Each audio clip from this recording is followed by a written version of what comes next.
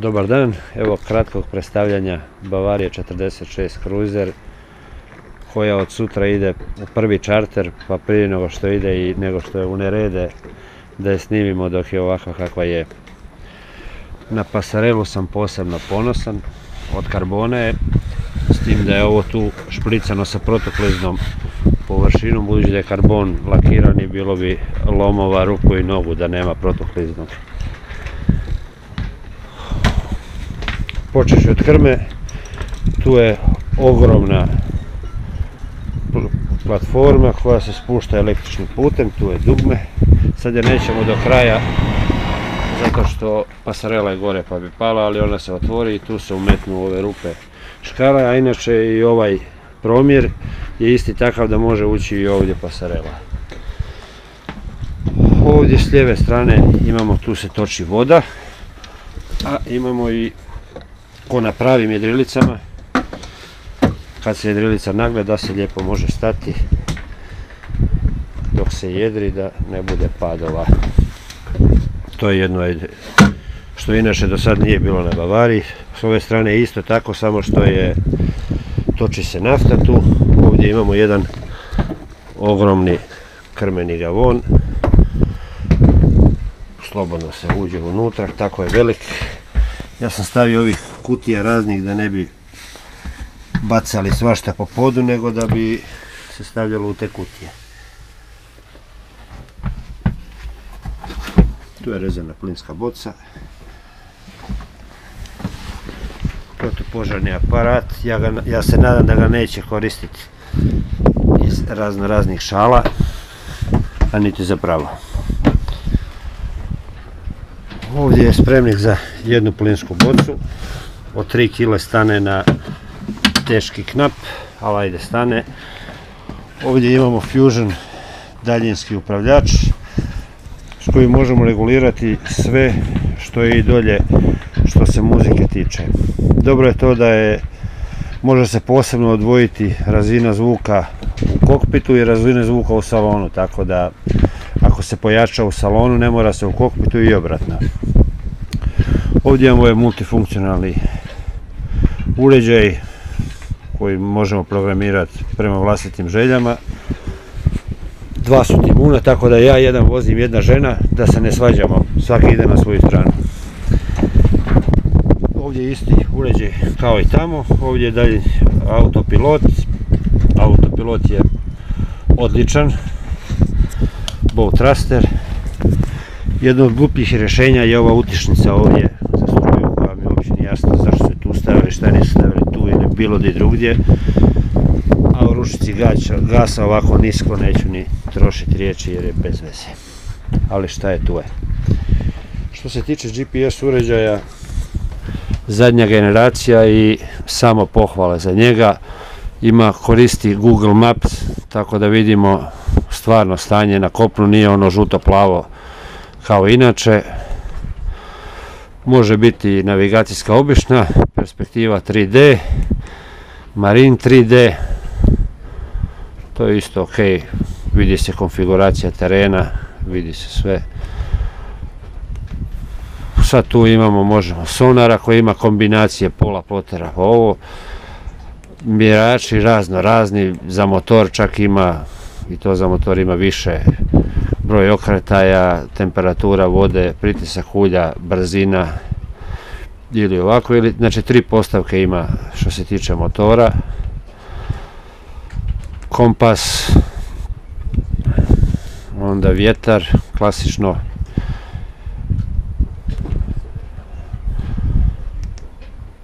Isto, evo, ovdje imamo vjetar i brzinu po GPS-u, s tim da se ovo sve može regulirati kako hoćemo sami. Vjetar, temperatura zraka, temperatura mora, čak ima Beaufortove ljestvice, barometar, izlazak sunca, zalazak sunca, ima plime, oseke, milion stvari koje čovjek u moru, znači automatski memorira poziciju i ukoliko je na autopilotu, on će sam se vratiti na tu poziciju, što je sasvim ok. Ovdje su waypointi, rute i tako dalje i tako dalje. Evo tu su one morske mjene što sam pričao. tim da možeš ići po datumima, sljedeći dan, prethodni dan ili neki drugi dan za mjesec dana, ovisi šta nas zanima.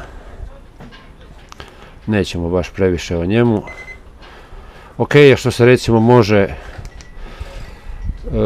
limitirati broj okretaja motora, ja sam stavio na 2500, tako da krkani ne nabijaju taj gaz do kraja. Mislim, on ga nabija, ali on preko 2500 neće ići. Ovdje kompas, ovdje dođe jedna lampa stolna koja se umetne, to smo ovdje kući da čarter gosti ne razbiju, ovdje spremište.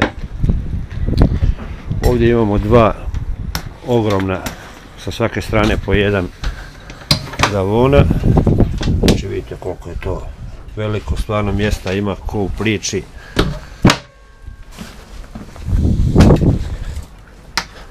Isto tako je i s ove strane jedan veliki.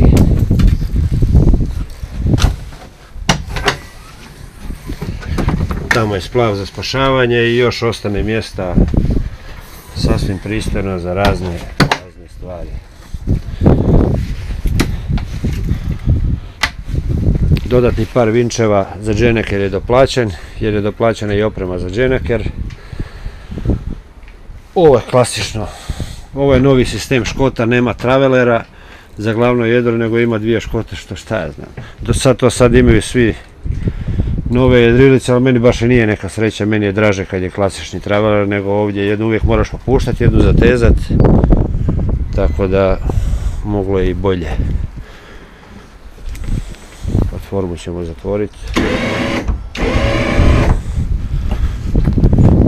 To je bambrovski motor, dvije pothove mora imati jer je područje plovidbe 1A, tako da možemo i u Grčku i na Maltu i gdje god nam srce zaželi i financije dopuste. Ovo je inače pasarela za čarteraše, a ona karbonska ide kući, to je za vlastite potrebe.